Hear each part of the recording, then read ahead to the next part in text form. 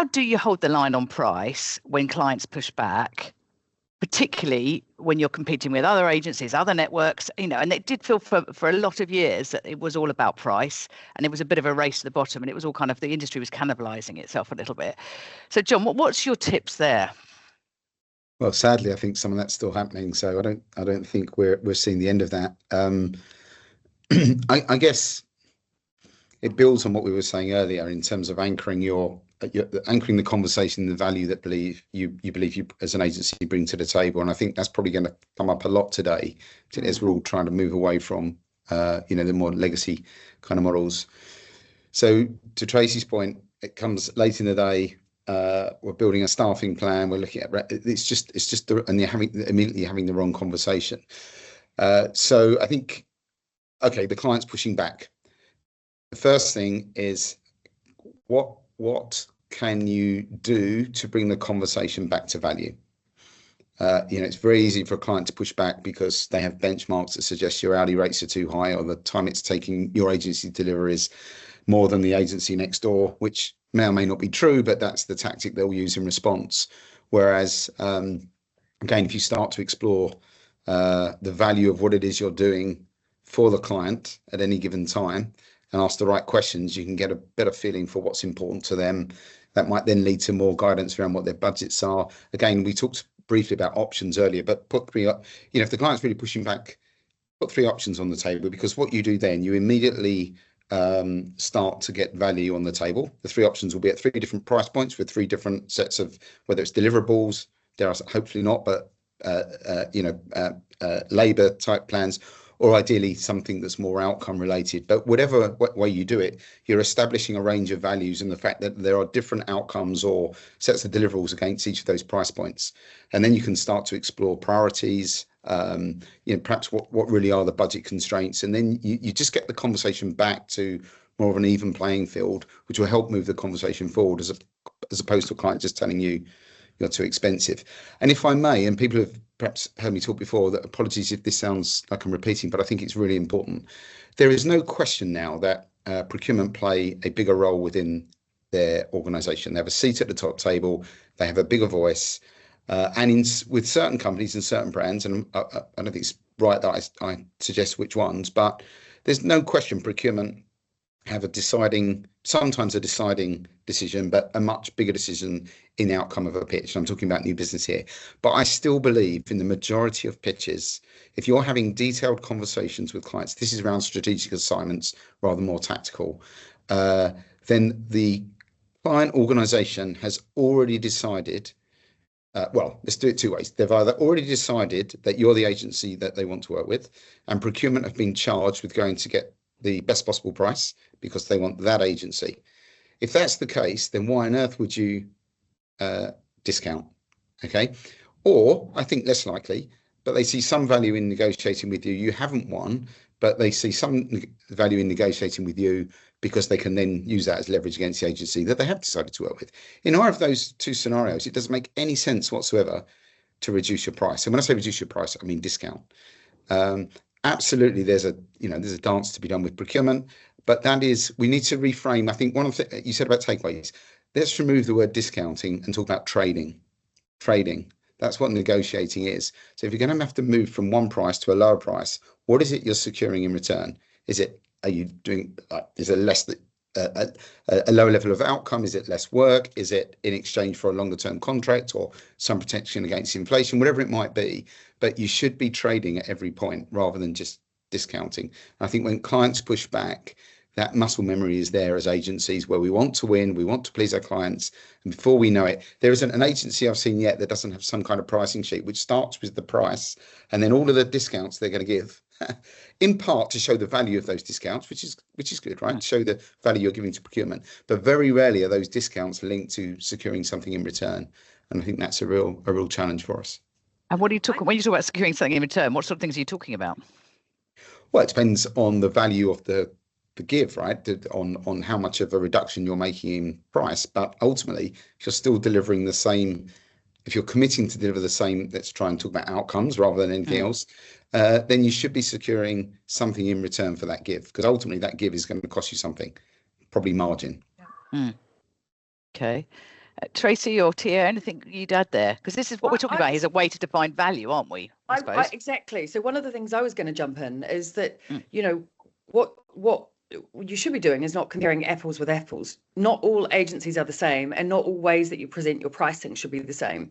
So for me, it's kind of like, if you look at it like, you know, a pricing triangle on the bottom of that, and the biggest that everybody seems to work at the moment is kind of inputs, which is around kind of billable hours, time, materials, which I don't believe we'll get onto that later as a model for success. Then, of course, above that is kind of like how you describe the output or what it is that you deliver, which is, if you're packaging that as services wrapped in value about what you're delivering, then you're less about the billable hour, and it's more defensible about the difference that you have versus somebody else. Then, of course, John's mentioned it, you move into kind of outcomes, which is the solution that you're providing, what makes you different, what's your methodology, your kind of processes of a business to get there.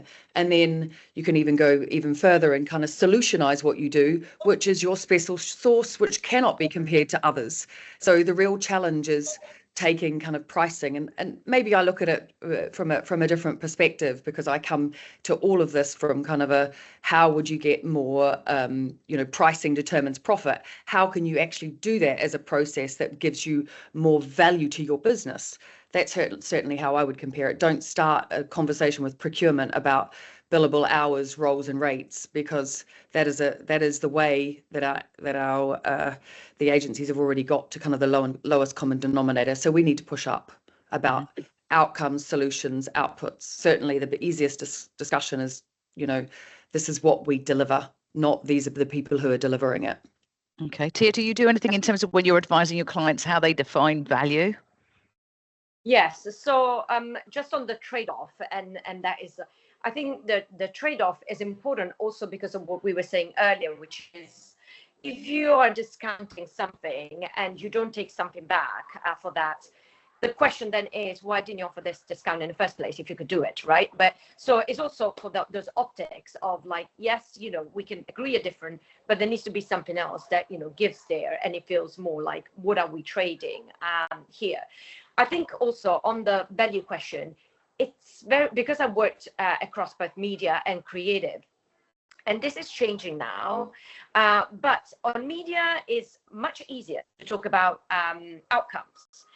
Because a lot of what you can measure what's happening, you know, you put a search budget, so we can agree upfront what we're expecting as an outcome, and we can price, you know, around that, and value can be talked about around those terms. When there are more creative elements, it becomes much harder, but that's why the work that you need to do upfront is really important in terms of establishing what is that outcome that we're expecting from a creative process, and how are we going to measure the value? Is it that we have an ad that gets X amount of, you know, success once it hits the ground, or is that we have internally 3 viable options to judge, and we are happy with that and we consider that value? So the value can be very different depending on the conversation that we're having with clients. And also, some clients will tell you, value for me is the fact that I can pick up the phone any time of the day and I'll get a point of view on this particular matter, or a second opinion on this creative idea. And that could be value for them, and they could put it right at the top, even if there might be not a clear outcome linked to that. But that's why that conversation and establishing between the two partners what are those things that are valued is really important. Because it might be that does not have a direct outcome, but if you take it out, you ruin that relationship with that client, and you go, you know, head into a pitch as a result of it. Okay, we've got a lot of finance people, CFOs on this call. You know, how do they quantify and forecast value versus just a cost? That's a difficult thing for them, isn't it? Any takers on that one? I guess. Sorry, go on. You go, Tracy.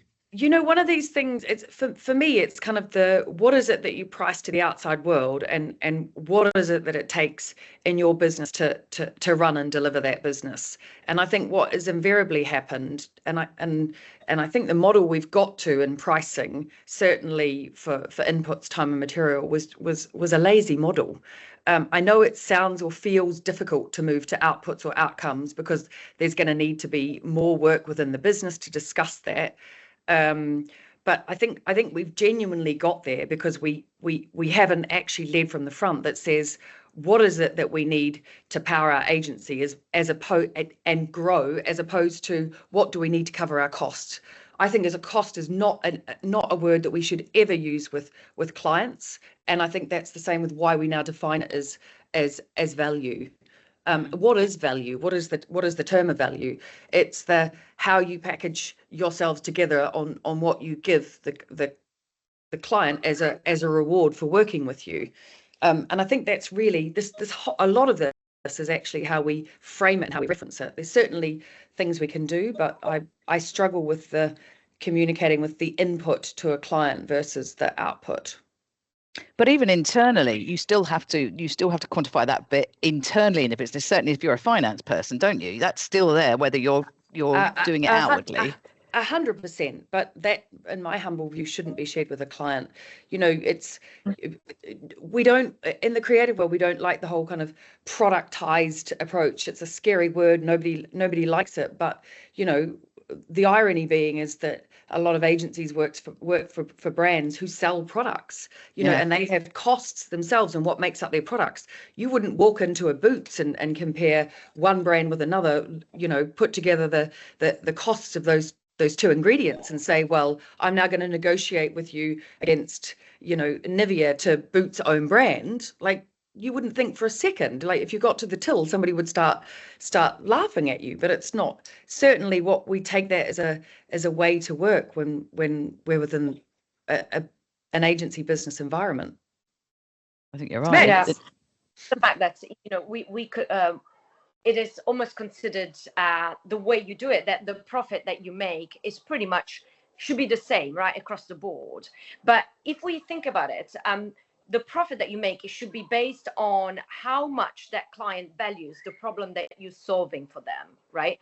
And there's this example that very often is used, like you can go to a dentist and they take 3 hours and not solve a problem, and you pay them like £200, and then you go to a dentist that in 30 minutes or 5 minutes solves you the problem and charges you 400.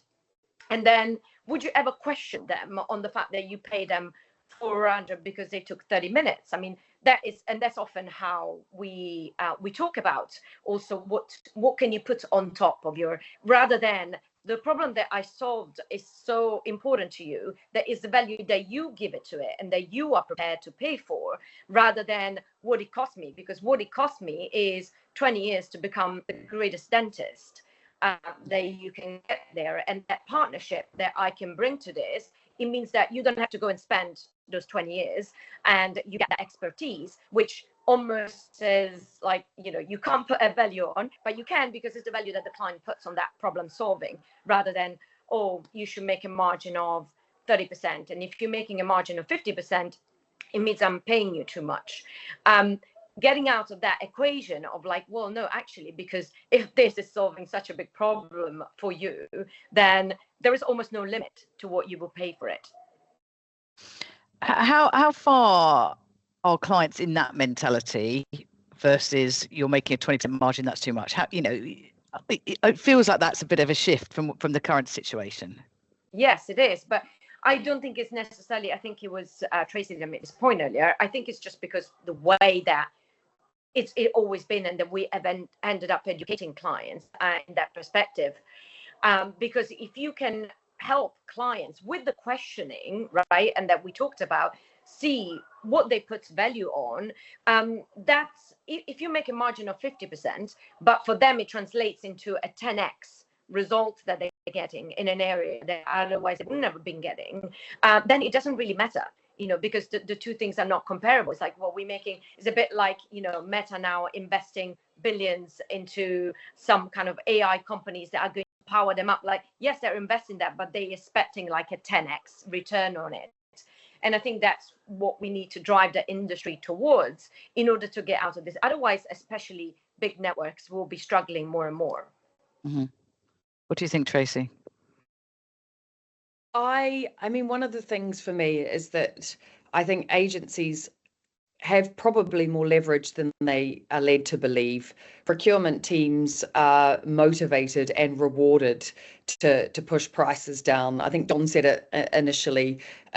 You're scared to lose the business, so sometimes you're the more you need it, the more you'll be willing to negotiate. I mean, there's a lot of things at play. I just genuinely think that the commercial conversation can be had with more depth, and there's better ways to differentiate yourself than a rate card.